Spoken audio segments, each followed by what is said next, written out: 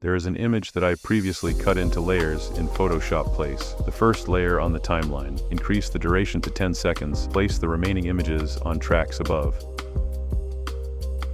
Select all files and create a Fusion composition. Switch to Fusion, remove unnecessary nodes. Connect image plane 3D to each media file. Connect them all to Merge 3D, then to Render 3D, and connect everything to Media Out. Also connect Camera 3D to the Merge 3D node. Move the camera back so that the entire image is visible. Select Image Plane 3D and move the first layer closer to the camera. Reduce its size so that it fits perfectly into the frame. Do the same with the remaining layers, placing them at a small distance from each other.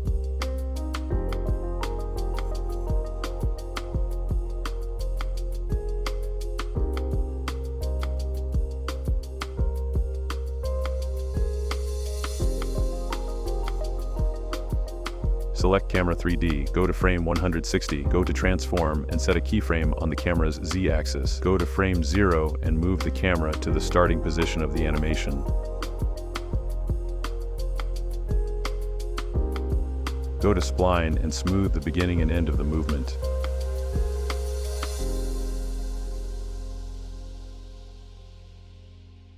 Done.